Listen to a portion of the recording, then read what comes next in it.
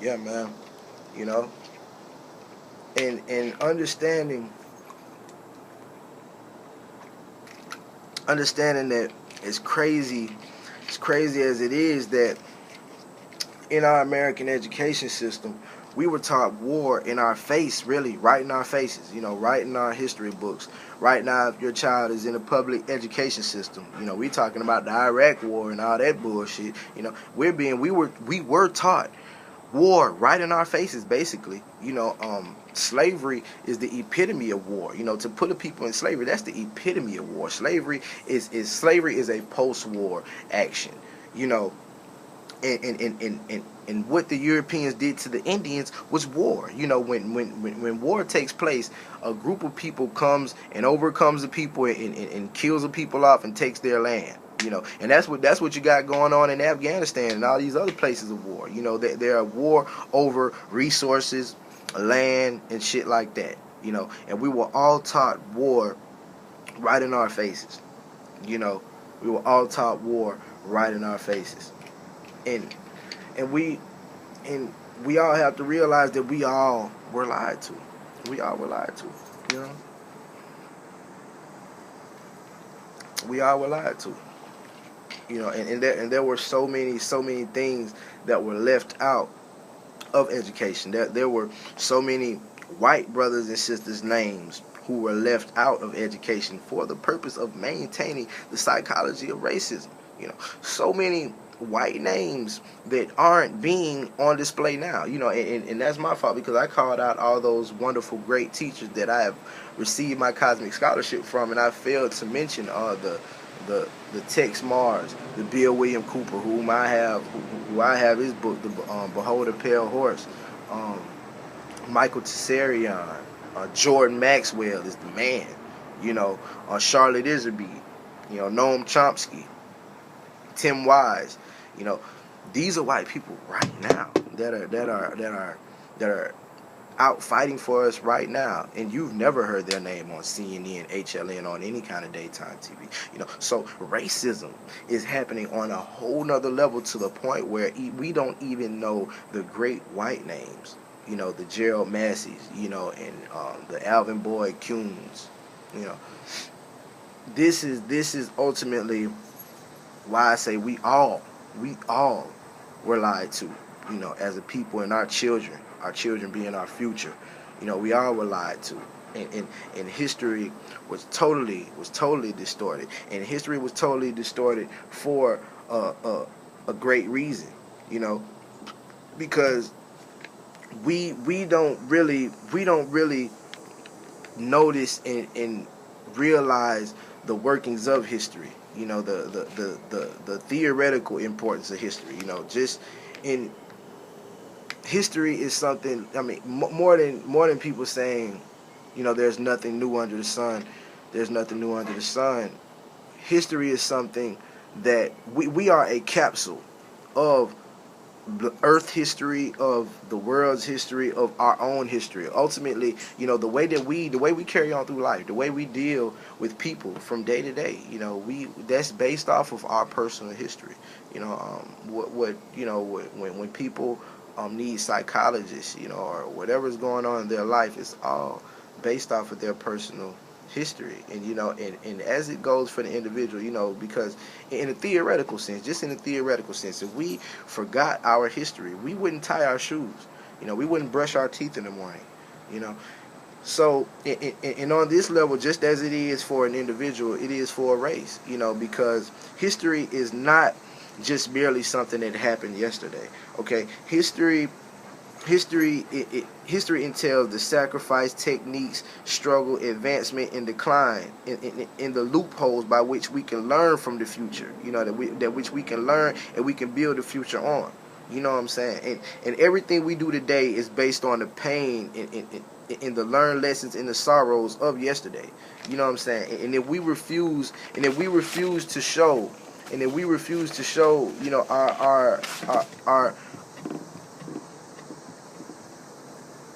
our knowledge from learning from those experiences, we will ultimately pay for that. We will ultimately pay for that, and our futures won't pan out nowhere near. It won't even be a choice. It'll be chosen for us. You understand? So that's a great way to know how we've all been lied to, is the way that they've distorted history from black history to white history, and the way that they've kept it all separated. Simple fact, just like I was saying, that they would play games with the white people, that the word white people is not in no history books. It's always something technical. Northerners, the Southerners, the Confederate Union, the British, whatever, and then, the black people, it just says the blacks or the slaves. And also in that same manner, just in the same way, how even in the education system, black history was kept as something that was separated. You understand? Black history is kept as something that's for 1 month and 28 days, the shortest month of the year. But, everything that happened, and why is it like this when, if I'm not mistaken, black people are Americans supposedly. Black people, we're Americans supposedly. And so if this is the case, why wasn't the things that they put in black history just in American history books? You know what I'm saying? Why weren't the same accomplishments put in American history books? And this is an instant backwardness and condoned separation just by the education system. Just the simple fact that black history is not in American education. Right there. And it's very important now to reevaluate what is an education. What is an education? Is an education just something that you do for 7 hours of a day, sit in the desk, and you really go hard for this 7 hours in a day? Or is education a lifelong process where the ears are always open, the heart is always open, to receive and to know and to understand, and is education ultimately something that, when you feast your eyes upon something that you don't know, and you have the fire in you to want to always know, which one is education? It's very important that we reevaluate what education is. Education being, is it something that, just something where we study a highly, where we just study positions, or is it something where, we're always learning something else? We're always learning another craft, as opposed to, training, it like in degree, even though there are, minors or whatever, you have your major and your minors or whatever, there are still degrees of learning crafts and, trades. And so that whole redefining education, education is being something that ultimately teaches man how to do for himself, how to do for self, and how to be self-sufficient, And now in America, one of the greatest backwardnesses is the average college student. The average college student is actually graduates with $30,000 worth of debt. $30,000 worth of debt. Now, I would think if this was the land of the free, and if this was a place that we really are focused on, and we really are focused on our kids being the heads of the future, as we really say we do, then I would think that the education should be top notch and not necessarily top dollar. It should be top notch and not necessarily top dollar. Why should kids have to pay such an expense for the main thing that it takes, for the main ingredient, of substance to their life? Why should children have to pay for that? And it's just like, I have the same question just with my backwardness too, just from my church portion, as to why do people have to drop money in your book for you to teach them about Christ?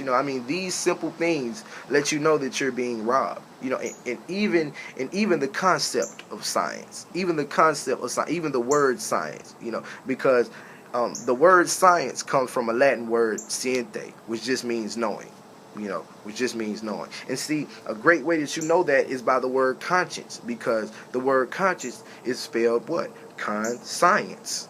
You know what I'm saying? So this ultimately lets you know that you are a cosmic, knowing, intuitive being in the first place. But see, they've totally duped society, and now they got you thinking that science is some shit that oh, it's just beakers and test tubes and chemicals and shit, when ultimately everything has a science. Haircut, barbers got hair cutting down to a science.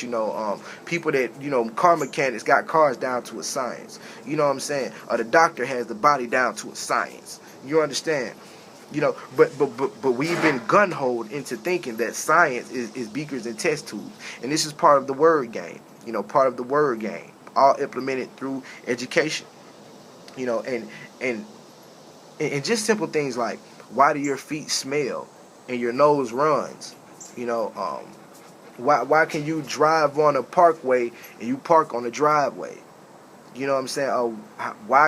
How can a package on a ship be called cargo and a package on a car be called a shipment? You know what I'm saying? The instantaneous backwardness, of the American education system is one of the number one things. And back to what I was saying about, how every college student, how the average college student graduates with $30,000 worth of debt. Now, an instant backwardness, because I would think that by the time a college, if school is really achieving the true positive mission in this individual's life, I would think that as opposed to graduating, as opposed to the average college student graduating with $30,000 worth of debt, I would think that the average college student would be graduating with $30,000 in the bank somewhere. I mean, it's really crazy. It's really crazy. No Child Left Behind.